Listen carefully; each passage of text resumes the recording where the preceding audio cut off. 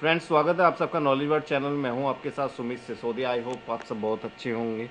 तो यूएन ने एक मीट अरेंज की थी सिक्योरिटी काउंसिल की इस इशू को लेकर कि रशिया एंड यूक्रेन का जो कॉन्फ्लिक्ट चल रहा है, ऑनगोइंग कॉन्फ्लिक्ट है, इसको डिस्कस किया जाए सिक्योरिटी काउंसिल पे या नहीं। तो यहाँ पर जो है इस इशू को लेकर वोट हुआ कि क्या इस डिस्कशन किया जाए या नहीं। तो आइए जानते हैं इस डिस्कशन के क्या आउटकम थे, इंडिया का क्या स्टैंड था। वैसे तो थंबनेल से आपको पता ही लग गया होगा कि इंडिया ने एब्सटेन किया है इस वोट से। और जानते हैं बाकी सिक्योरिटी काउंसिल के मेंबर्स ने क्या किया और इंडिया ने क्या एब्सटेन रह के, क्या साइलेंट रहकर यूक्रेन इशू पर सही किया या गलत किया, और अगर सही किया तो ऐसा क्यों किया, और अगर गलत किया तो इसके क्या परिणाम उसे भुगतने होंगे। तो शुरू करते हैं। दोस्तों, सबसे पहले जान लेते हैं इस कॉन्फ्लिक्ट की ज्योग्राफिक लोकेशन।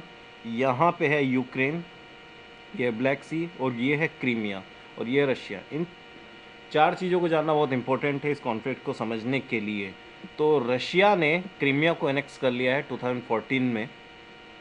अब रशिया जो है यूक्रेन पे, एक्चुअली रशिया जो है, मैंने एक वीडियो में पहले भी समझाया है कि रशिया यूक्रेन को अपना कल्चरल टर्फ मानता है, इकोनॉमिक टर्फ मानता है। यानी कि हमेशा से वो अभी भी जो सोवियत विघटन से पूर्व की जो धारणा है रशियंस के मन में, वो अभी भी है कि यूक्रेन जो है कुछ अलग नहीं है। जैसे हम कई बार बोल देते हैं अखंड भारत, वैसे ही वो बोल देते हैं अखंड सोवियत। तो ऐसे में यूक्रेन को मानते हैं वो आज भी अपना इम्पैक्टेड एरिया।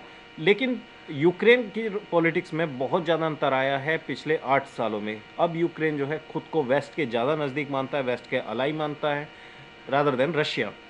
तो यहाँ पे जो है रशिया ने यूक्रेन पे प्रेशर गेम खेलना शुरू किया है, और यहाँ पर माना जाता है कि चेरनोबिल एरिया को वो कब्जाना चाहता है।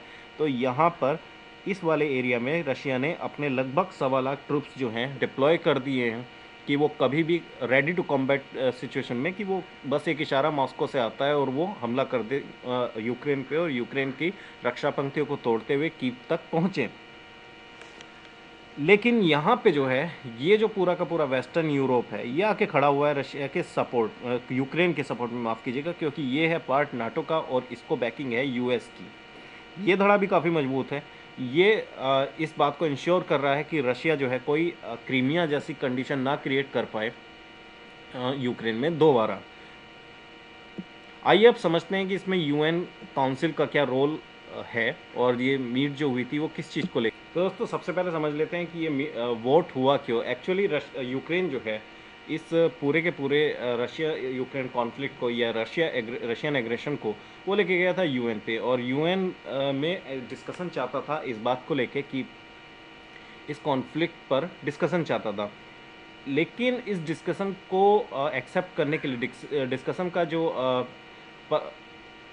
प्रपोजल है, इसको एक्सेप्ट करने के लिए यूएन में होना था वोट, और वोट होना था सिक्योरिटी काउंसिल का, जिसमें कि 9 जो मेंबर हैं उनका कम से कम वोट इस डिस्कशन के फेवर में जाना था, तब कहीं जाके डिस्कशन अप्रूव होता।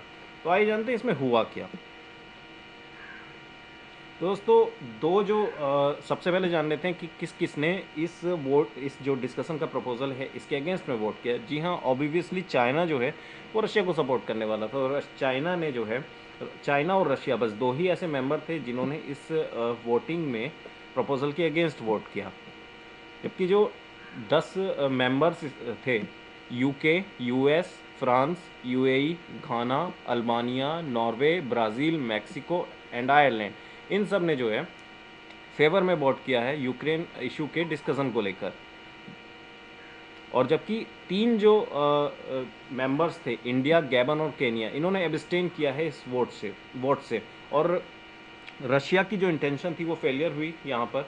अब जो है डिस्कशन होगा यूएन में, क्योंकि 9 मेंबर्स का वोट जो है प्रपोजल के सपोर्ट में चाहिए था, जबकि इस प्रपोजल के सपोर्ट में 10 वोट पड़े हैं।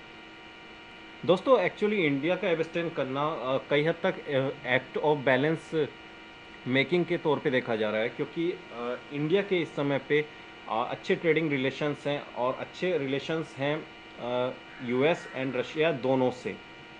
इंडिया की सबसे पहली कोशिश ये थी कि कहीं भी डिसबैलेंस ना हो, उसके वेस्टर्न यूरोपियन जो पार्टनर्स हैं, ट्रेडिंग पार्टनर्स या फिर स्ट्रेटजिक पार्टनर्स, और यूएस, और दूसरी तरफ है रशिया, इनमें कहीं भी डिसबैलेंस ना हो। एक तरफ यूएस से बहुत बड़ी मात्रा में एड आती है, यूएस टैक्टिकल सपोर्ट कर रहा है, वेस्टर्न यूरोप इंडिया को काफ़ी मदद पहुंचाता है और मार्केट है वेस्टर्न यूरोप और यूएस इंडिया के लिए। दूसरी तरफ रशिया जो है एक बड़ा सप्लायर है आर्म्स का। रशिया ब्रह्मोस में हेल्प की है रशिया ने, और अभी भी फिलीपींस को जो इंडिया ब्रह्मोस एक्सपोर्ट करने वाला है, उन चीज़ों में भी रशिया का बहुत बड़ा हाथ है। और इंडिया नहीं चाहता कि ऐसी किसी भी कंडीशन में एक सबसे बड़ा जो फियर था इंडिया के आगे वो ये था कि रशिया कहीं ना कहीं पूरी तरीके से चाइना की झोली में न चला जाए। ऐसे में इंडिया नहीं चाहता कि रशिया पे चाइना एकदम से कब्जा कर ले, उसकी जो मार्केट है या फिर उसकी जो डिप्लोमेसी है। और रशिया इंडिया चाइना को वाकोवर नहीं देना चाहता था रशिया में, इसलिए इंडिया ने एब्सटेन किया। दोस्तों ऐसा नहीं है कि पहली बार इंडिया ने रशिया के फेवर में ये किया हो। इंडिया ने क्रीमिया इशू पे भी एब्सटेन किया था, और हम आप सब जानते हैं कि ऐसा ही सपोर्ट रशिया का कश्मीर इशू पे जब पाकिस्तान यूएन में प्रपोजल लाया था तब रशिया का इंडिया को मिला था। तो ये रेसिप्रोकल है। और वर्ल्ड पॉलिटिक्स में देखो दोस्तों, कोई भी किसी का दोस्त नहीं होता, या इवन यहाँ पे तो पॉलिटिक्स इतनी ज़्यादा गलाकाट होती है कि यहाँ पे तो इस बात पे सब कुछ निर्भर करता है कि कोई हमसे 8 विमान ले रहा है, कोई हमसे इतने का सौदा कर रहा है, इसलिए हम उसको सपोर्ट करें। तो ये सारी चीज़ें जो हैं सिर्फ और सिर्फ अपने हित साधने के लिए होती है, और विश्व राजनीति वैसे भी हित साधने की, राष्ट्रीय हितों को साधने की कला मात्र है। तो ये था पूरा का पूरा इशू। इसके बाद हम देखते हैं कि क्या इंडिया ने सही किया। दोस्तों पर्सनली मुझे ऐसा लगता है कि इंडिया ने सही नहीं किया, और अगर आप डिप्लोमेटिकली देखेंगे तो लगेगा कि इंडिया ने बहुत सही किया। पर्सनल जो व्यूज़ हैं उसकी बात मैं कर लेता हूँ। एक्चुअली है क्या कि जो भी हमारे सिद्धांत है राष्ट्र के कि हम विश्व शांति बढ़ाएंगे, कहाँ से शांति बढ़ेगी? रशिया जैसे एग्रेशन, छोटे यूक्रेन देशों पे अपनी एग्रेशन दिखाएंगे और उनको डराए धमकाएंगे। इस समय पे यूक्रेन की सारी जनता जो है सहरी हुई है, वो कांपी हुई है, सेहरन है उनमें कि कहीं रशिया जैसा बड़ा देश उन पर अटैक ना कर दे, और क्या वर्ल्ड पावर्स उनकी हेल्प करेंगी। तो इंडिया भी एक मेजर पावर है इस समय पे वर्ल्ड में, तीसरी सबसे बड़ी तीसरा या चौथा सबसे ताकतवर देश है। और ऐसे में इंडिया का एब्सटेन करना यूक्रेन जैसे इशू पे हाथ खड़े कर देना है कि यूक्रेन रशिया के लिए एक खुला ग्राउंड है जहाँ पे वो कुछ भी कर सकता है। ऐसा ही रशिया क्रीमिया इशू में इंडिया ने किया था कि रशिया जो भी करे वो सब सही है।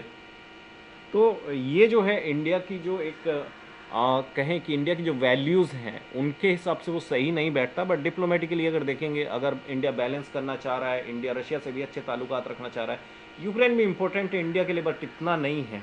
रशिया की तुलना में यूक्रेन की इम्पोर्टेंस नो डाउट कम ही होगी किसी भी देश के लिए।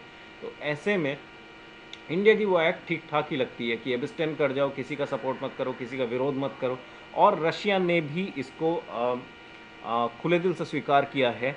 ये द ट्रिब्यून का आर्टिकल है कि Russia hails India for abstaining from voting on Ukraine at UN. तो यूएस रशिया ने भी इसको थैंकफुली इंडिया को थैंक्स बोला है इस बात को लेके कि उसने एब्सटेन किया इस सिचुएशन में। अब आगे क्या होगा? आगे देखिए यूएन पे डिस्कशन होगा, पूरी की पूरी यूएन के पे डिस्कशन से होगा कि विश्व पटल पर ये चीज़ आएगी कि वास्तव में हो क्या रहा है।